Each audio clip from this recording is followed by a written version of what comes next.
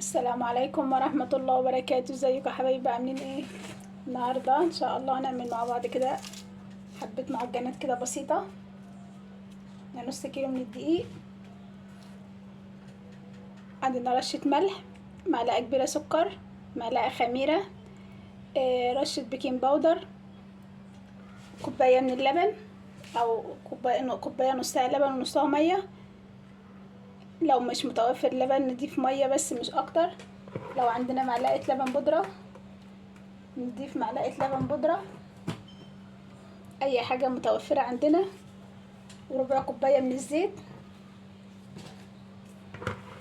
وبقى كده نضيف اللبن والملح، السكر، الخميرة،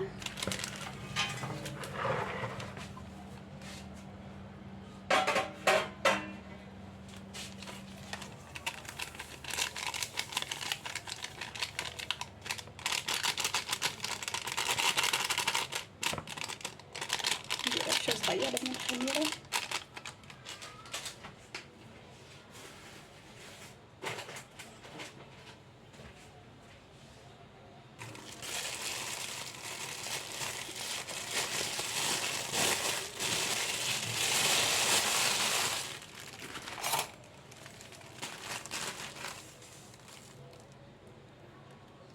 دي خميرة الباكو، كان في شوية صغيرين كنت جايبة بقى خميرة سايبة يعني من العطار.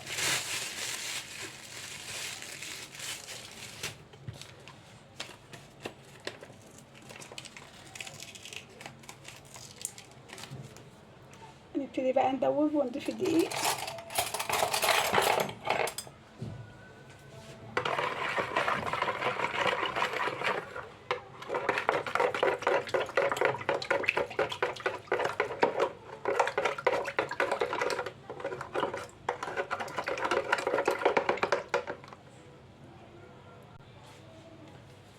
دوبنا الخميرة والسكر، هنضيف ربع كوباية الزيت.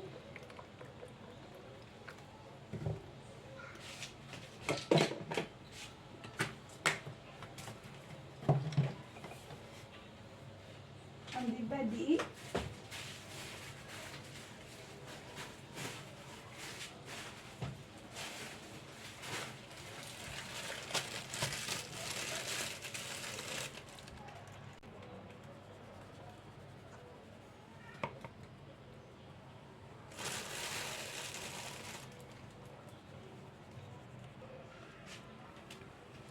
هنبتدي بقى نعجن.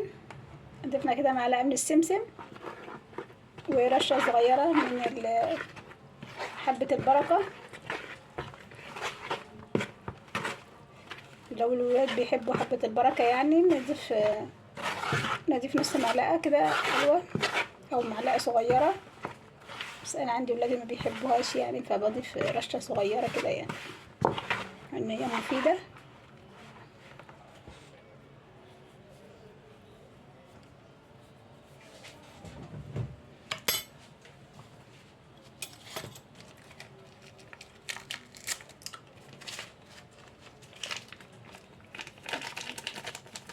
البودر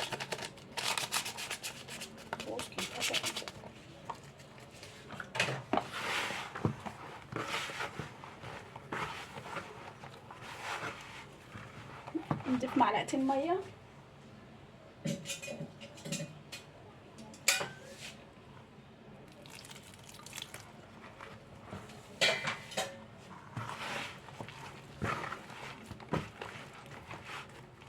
نعجنها بقى ونغطيها ونسيبها تخمر.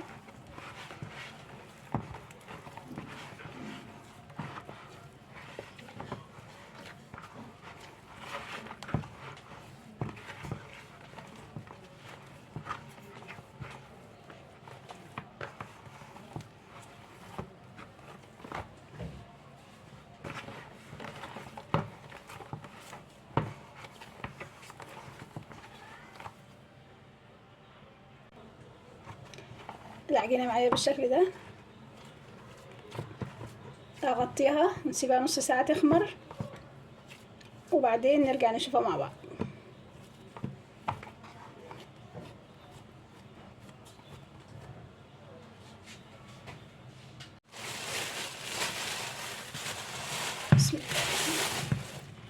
العجينة معانا بالشكل ده، تضاعف حجمها. هنبتدي بقى نفردها عندنا في صينية. ندهن الصينية زيت.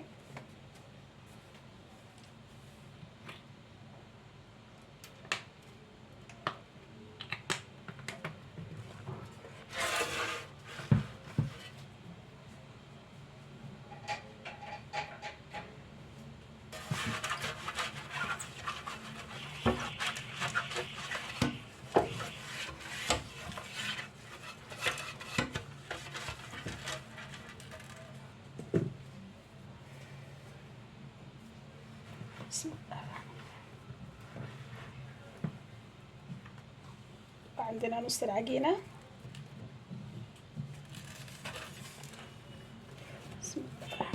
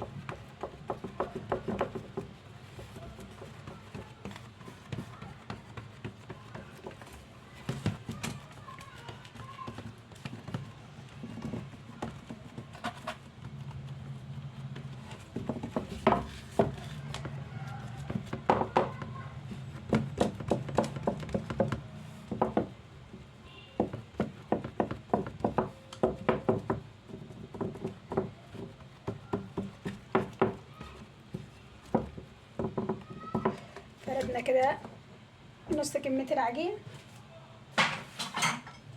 عندنا بقى عجوة.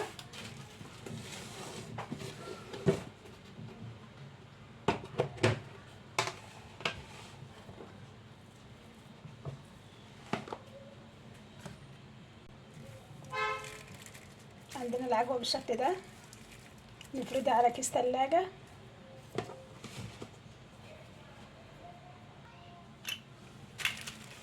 نفرد بقى العجوة.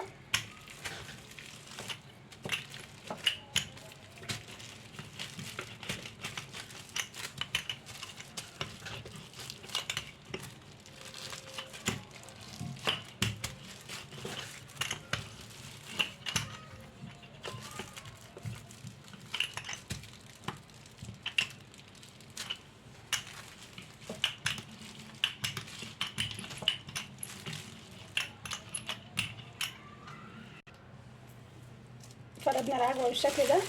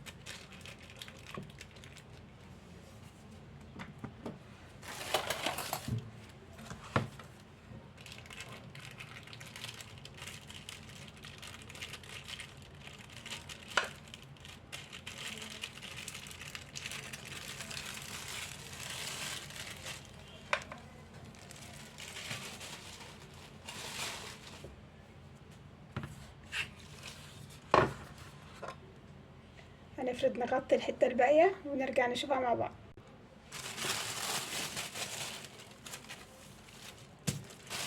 بعد ما فردنا العجوة على العجينة في الصينية. نفرد باقي العجينة بقى علشان نضيفها على وش الصينية، وكده يبقى ايه الوصفة بتاعتنا جاهزة. ونسيبها تخمر يعني ساعة او نص ساعة على حسب الحرارة عندنا في المطبخ.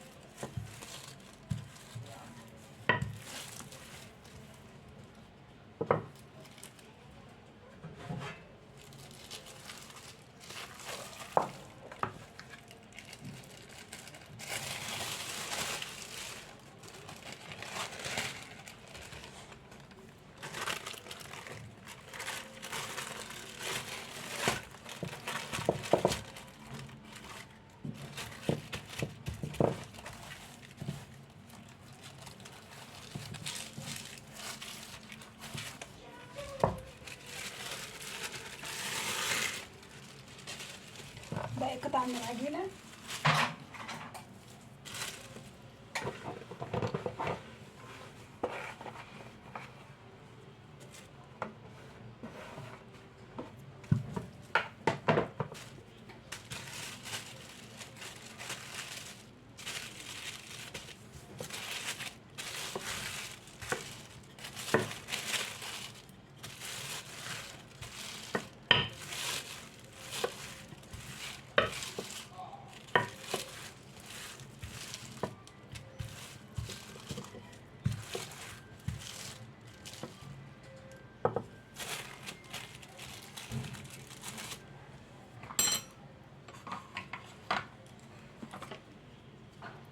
نقسمها بقى معانا عشان نحطها في حروف الصينية.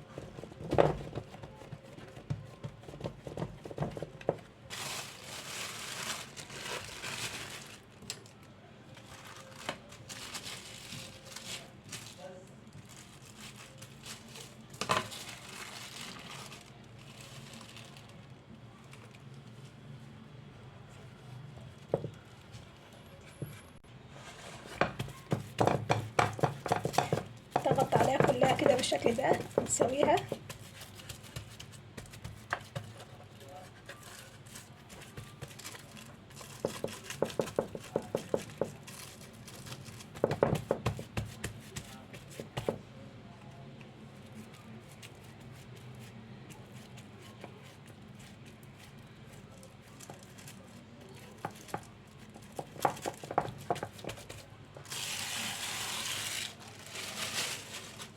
نحدد بقى بالسكينة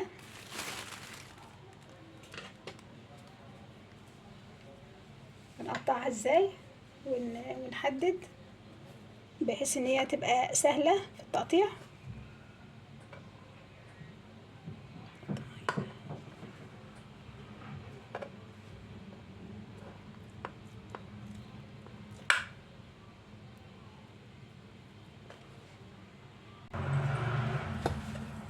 هنقطعها كده هو تقطيع خفيف ما وصلش لتحت، لان طبعا العجينة يعني مش قراقيش، فالعجينة طبعا بتبقى طرية شوية.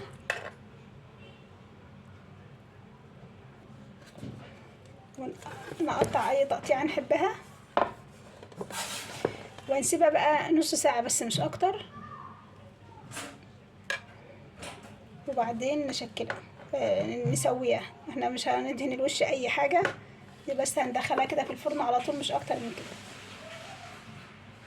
نقطعها كده، نقطعها كده قطع صغيرة، الولاد ياخدوها كده في اللانش بوكس، تبقى حلوة جدا.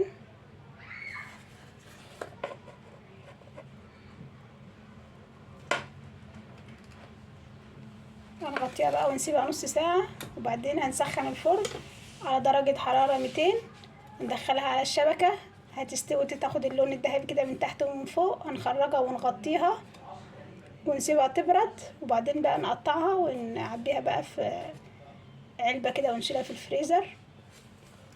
حلوة جدا بقى للولاد، لللانش بوكس وللفطار، العشاء، مع كوباية شاي كده بوقت العصاري كده، وبألف هنا وشفا.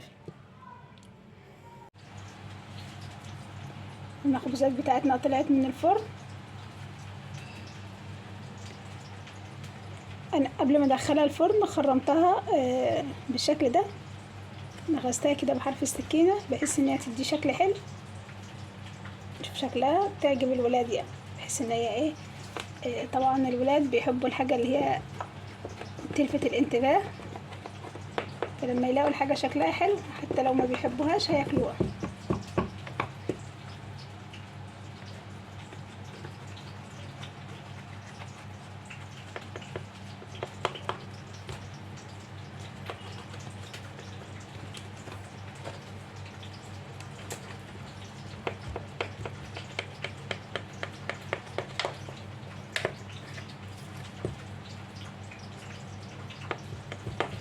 نمشي عليها بالسكينة.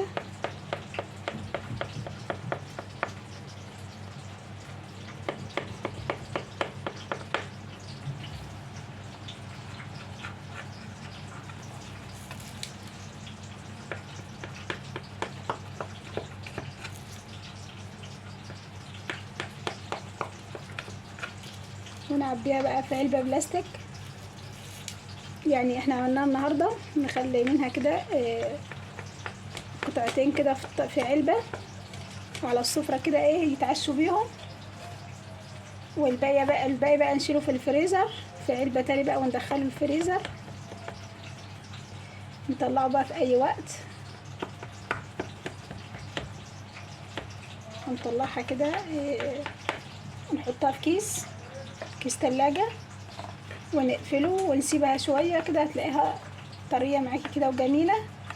او مستعجلين عليها هنشغل الفرن كده دقيقة بس مش اكتر، ونحطها في الفرن هتلاقيها بقى طرية كده كأنها لسه مخبوزة.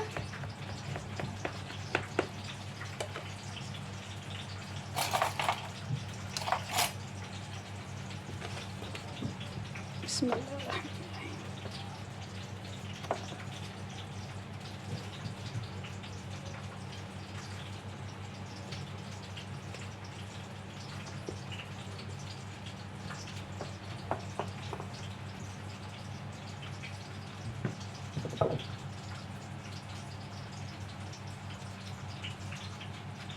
قطعها كويس.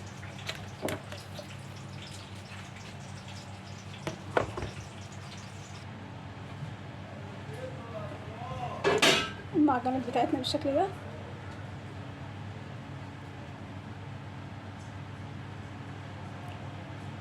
طرية وجميلة. جربوا بقى المخبوزات بتاعتنا تعجبكم جدا، جميلة طرية.